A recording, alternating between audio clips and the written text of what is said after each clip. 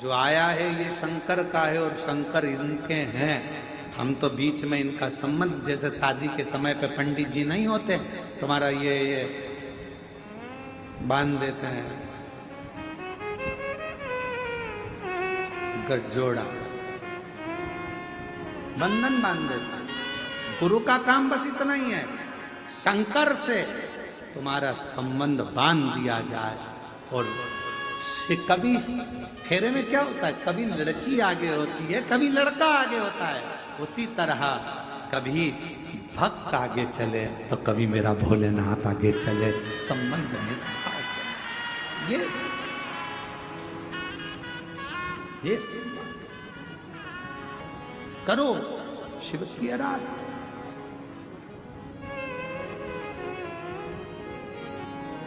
देवराज के मन में भी प्रश्न, जैसे पार्वती जी के मन में प्रश्न आया कि संसार में आने के बाद मनुष्य की गति का क्या, उसका अगर गुरु दीक्षा नहीं, गुरु मंत्र नहीं तो उसकी गति क्या। तो कह दिया तुमरुका जी ने, जो शिव महापुराण की कथा को सुनता है, शिव को जो भजता है, एक लोटा जल जो शंकर भगवान को चढ़ाता है, उसने जिंदगी में आकर गुरु मंत्र नहीं भी लिया तो भी उसका गुरु शिव हो जाता है। शंकर उसका गुरु शिव है।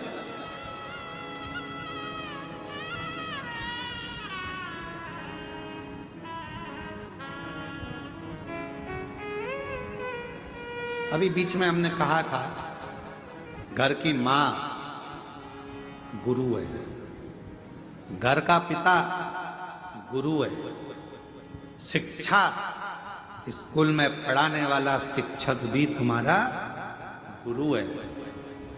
कोई तुम्हें मार्ग बता दे वो भी गुरु है। वो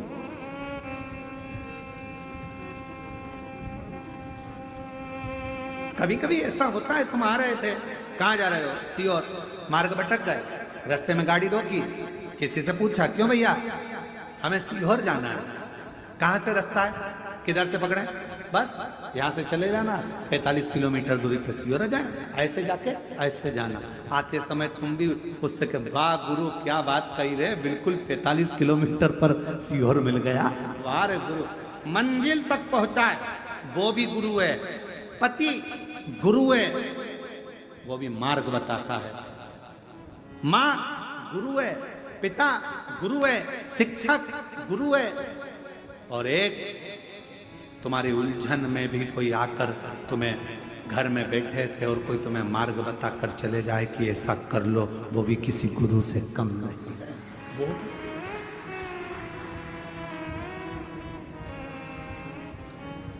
कितना सुंदर शिव महापुराण की कथा में तो कितने गुरुओं का वर्णन कहा गया। दत्त भगवान के तो 24 गुरुओं का स्मरण कराया गया। खिड़की को, दरवाजे को भी गुरु बनाया गया कि जब बहुत तेज हवा चले, बहुत तेज आंधी चले, तूफान चले, दरवाजा बंद कर लेना, खिड़की बंद कर लेना, नहीं तो अंदर रखा हुआ कांच का सामान टूट जाएगा। और दरवाजा जब हवा ना चले खोल कर रखना, थोड़ी हवा अच्छी आती रहेगी। इस दरवाजे को भी गुरु बनाया गया कि जब, याद रखना, जब कोई बुराई करे, निंदा करे, चुगली करे, अपशब्द कहे, तब अपने इन मन को, चक्षु को और अपने कर्ण को, द्वार को बंद कर लेना, नहीं तो अंदर बैठा हुआ मेरा शिव, मेरा शिवलिंग जो अंदर बैठा है राम कृष्ण, वो टूट जाएगा, भीतर से टूटेगा, टूटेगा।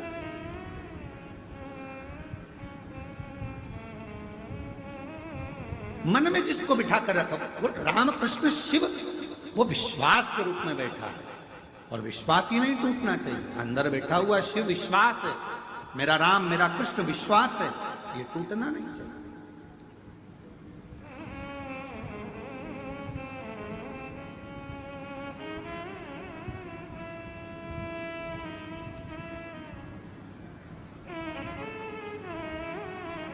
मंदिर में कितनी बार ताली बजाई जाती है? शिव मंदिर में जम के बोलो। शिव मंदिर में 3 बार ताली का नाद किया जाता है। भृंगी ने करा, क्यों? शरीर के अंदर से मांस चले गया था, केवल अस्थियां बची थी, केवल अस्थि। 3 ताली का नाद किसके लिए करा जाता है? क्यों करते हैं? मेरे देव अधिदेव महादेव के चरणों में पहुंचने से पहले मेरे शंकर भगवान ने भी डमरू का नाद करना चाहा था, पर जब अमरनाथ जी की गुफा में मेरे शंकर भगवान पार्वती को कथा सुनाने बैठे, सर्प को छोड़ दिया, डमरू को छोड़ दिया, त्रिशूल छोड़ दिया, नाग छोड़ दिया। अगर अमरनाथ जाने वाले जितने यात्री होते हैं उनको ये सब पहाड़ी मिलती है, डमरू पहाड़ी, सर्प पहाड़ी, सब मिलेगा, सब कुछ मिलेगा, सब छोड़ा। चंद्र को भी त्याग दिया, कुछ नहीं था। नंदी को भी त्याग दिया, केवल पार्वती जी थी, शिव जी थे। तो भी शंकर को लगा कोई कथा ना सुन ले, इनको उड़ाने के लिए 3 ताली बजाना है। शंकर भगवान ने भी 3 ताली का नाद करा पार्वती को कथा सुनाने के लिए। क्यों पार्वती? क्योंकि पूर्व में मैं तुझे कथा सुनाने के लिए बैठता था, कहीं तुझे निंद्रा, कहीं काम, कहीं कुछ कुछ भीतर उत्पन्न होता चले जाता था। सती बनकर तुझे कथा सुनाने ले गया, तेरा चित्त नहीं लगा, अहम आ गया था। गौरा बनी, कथा सुनाने लेकर गया, तेरे भीतर थोड़ी अभिमत्ता आ गई थी, तेरे भीतर कुछ न कुछ आते रहा। अब की बात 3 ताली का नाद करूंगा, जिससे तेरे अंदर कुछ अगर आएगा भी तो वो भाग जाएगा। और जो ताली बजाई तो सबसे पहले पक्षी भाग। वो पक्षी कौन सा है? कहा अहंकार का, अभिमत्ता का, अभिमान का, तृष्णा का। ये पक्षी भागना चाहिए। कोई कोई लोग कह देते हैं मंदिर में ताली बजाओ तो शंकर जी डिस्टर्ब हो जाते हैं। अरे ओ विद्वानों, तुम्हारी बुद्धि को कौन खा गया? ईमानदारी से बोलना। मैं साइड वाले को बोलता हूं एक बार ताली बजाए तो डिस्टर्ब नहीं होगे, ध्यान जाएगा कौन बजा रहा है, ध्यान जाएगा। अगर इतनी सी ताली से महादेव डिस्टर्ब हो गए तो तेरा क्या होगा कालिया? इतनी सी ताली से जो साधना में लगा रहता है, जिसको जगाने के लिए कामदेव बाणों पर बाण छोड़ता है तो समाधि नहीं टिकती। वो तुम्हारी ताली से समाधि डिस्टर्ब हो जाएगा। आश्चर्य, ताली से डिस्टर्ब।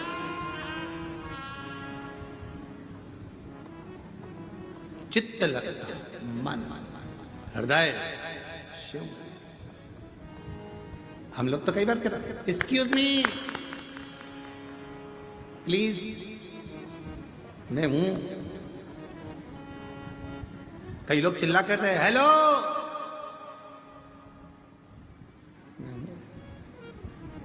ओ बाबा, मैं हूं। उसी तरह बाबा के धाम में 3 बार ताली बजाने से हम शिव जी से कहते हैं बाबा हमारे भीतर के अहंकार, काम, आसक्ति, लोभ, तृष्णा सब हट जाए और मेरा मन आपके चरणों में लग जाए, आप मेरे, मैं आपका हो जाऊं। इससे ज्यादा कुछ नहीं। मैं आपका, आप और कुछ नहीं। वो कहते हैं ना, अरे मैं हूं प्रेम रोगी, मेरी दवा तो कराओ, जाओ जाओ जाओ किसी वेद को। और कौन वो वेद है? कहा सताओ ना हमें लोगों, हमें दिल की बीमारी है। हमारा वेद तो दुनिया में वो एक डमरूधारी है, उसके सिवाय हमारा इलाज किसी के पास नहीं। कौन इलाज करे? कौन? भक्तों में कितना बल होगा जरा विचार करिए। कितना बड़ा। कई लोग कहते हैं शंकर भगवान पे चढ़ा हुआ जल नहीं पीना चाहिए। शिव पुराण के अंदर विद्धेश्वर संहिता में लिखा, शिव जी पे चढ़ा हुआ जल का 3 बार आचमन करने से कायिक, वाचिक और मानसिक 3 पाप एक क्षण में समाप्त हो जाते हैं, एक क्षण में। कोई कहे कि शंकर पर चढ़ी बेलपत्र मत खाओ, हम कहते हैं बेलपत्र नहीं, शंकर भगवान से औषधि मांग कर लाओ, बेलपत्र नहीं, औषधि दीजिए। हमें रोग है और तुम डॉक्टर बन जाओ, हम मरीज हैं, हम जानते हैं तुम बाबा हो हमारे, बाप अपनी बेटी को दुखी नहीं देख सकता, हमारा स्वास्थ्य तुम ही ठीक करोगे। हम डॉक्टर को भी शंकर मानते हैं तो उसका भी शंकर आपको मानते हैं, आप हमें बेलपत्र दो। कोई कहता है शिव पर चढ़ा मत खाओ, हम कहते हैं अपने बाप का चढ़ा हुआ अवश्य लीजिए, अपना पिता है वो, उससे औषधि मांग कर खाइए, वो अपना बाप है। लोग कहते हैं चढ़ा हुआ खाओगे पाप लग जाएगा। मांस खाने में पाप नहीं लगता, तंबाकू खाने में पाप नहीं लगता। आज तक किसी ने नहीं कहा कि तंबाकू खाओगे तो पाप लगेगा, मांस खाओगे तो पाप लगेगा, ये खाओगे तो पाप लगेगा। भगवान का चढ़ा खाने में पाप लग सकता है? नहीं, अपना बाप कभी नाराज नहीं होता। लोग कहते हैं शिव रुद्र के देवता हैं, क्रोध करते हैं। क्रोध तो घर के पिता को भी आता है। कब बच्चा जब गलती करे तो पिता को क्रोध आता है, पर कुछ देर का उसके बाद तो उसको गोदी में बिठाकर रसगुल्ला खिलाता है। क्यों चिंता? पिता है, जगत का बाप। शिव को अपना मानो, शंकर को अपना मानो। बस याद रखो, किसी को गलत मत बोलिए और गलत चीज मत खाइए। बाकी का भगवान पर चढ़ा तो बेलपत्र और जल खूब प्रेम से शिव को मान दिल। हम अपने पिता से औषधि ले रहे हैं, हम रोगी, वो हमारा डॉक्टर है, उसका नाम महामृत्युंजय है, महामृत्युंजय। अब ये पत्र देखिए, उसमें लिखा कि मिट्टी ले गई है। बहन दिल्ली में बुरारी में हो रही कथा, बाबा पर प्रार्थना करी, बेलपत्र लेकर वहां की मिट्टी लेकर, और वो मिट्टी, केवल मिट्टी। लोग कहते हैं शिव महापुराण की कथा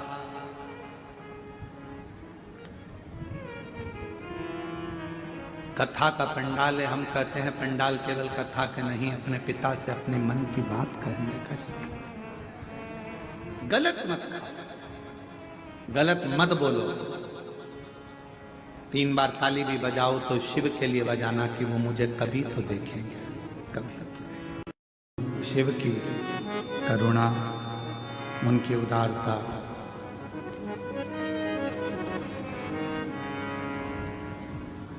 शिव गुरु शिव महापुराण की कथा चल रही है।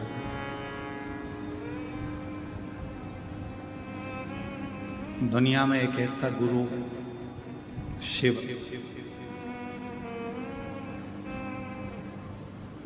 जो जन्म पर भी गर्भ में पड़े हुए बच्चे को भी गुरु मंत्र देता है और मरने पर भी तारक मंत्र देकर यहां से विदा कर देता है।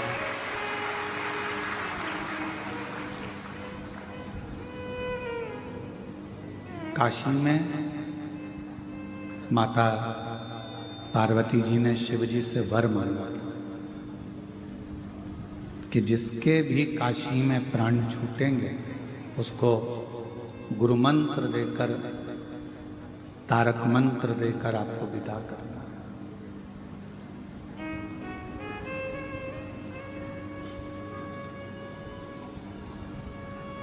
जन्म ले लेना एक अलग विषय है,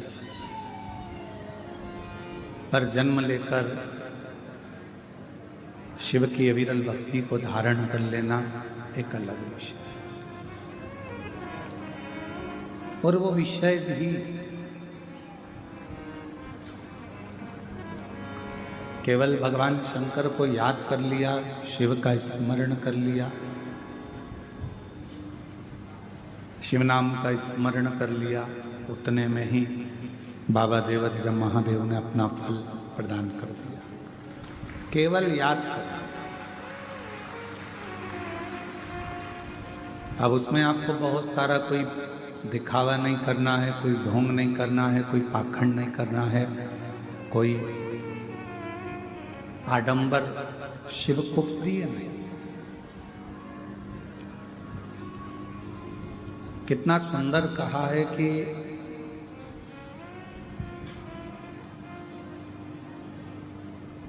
यदि शिव की भस्म हमारे मस्तक पर लग जाती है, भगवान शंकर की भस्म जब हमारे कंठ पर लग जाती है, भगवान शंकर की भस्म जब हमारे भुजाओं पर लग जाती है, भगवान शंकर की भस्म जब हमारे हृदय पर लग जाती है, और ये शरीर उस भस्म को लगा अगर कहीं जाता है, और भस्म का कण भी अगर कहीं पर गिर जाता है और उस स्थान पर कभी शिव का कोई भक्त नहीं रहता, तो भी उस गांव का, उस नगर का, उस शहर का कल्याण करने के लिए देवाधिदेव महादेव को आना ही पड़ेगा।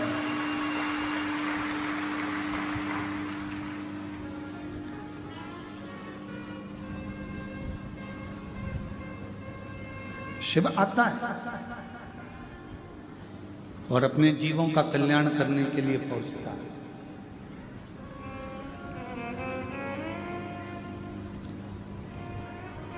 कल हम जब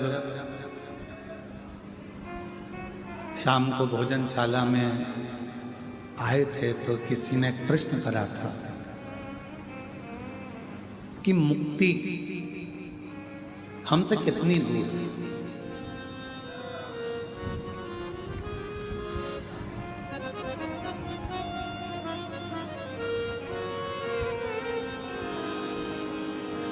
मुक्ति हमसे कितनी दूर है, एक प्रश्न कल भोजनशाला में किसी ने करा।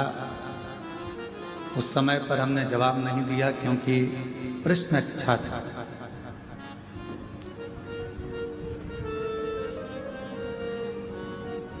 जो प्रश्न भोजनशाला में एक बहन ने, एक जीजी ने करा, वही प्रश्न एक शिष्य को गुरु से करना चाहिए, और वही प्रश्न एक बेटे को बाप से और बाप को उस परमात्मा से करना चाहिए।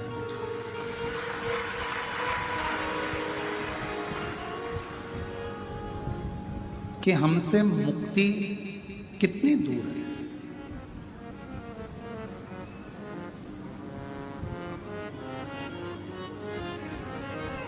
केवल शिव महापुराण की कथा कहती है कि मुक्ति 3 कदम की दूरी पर है। कितना कदम की?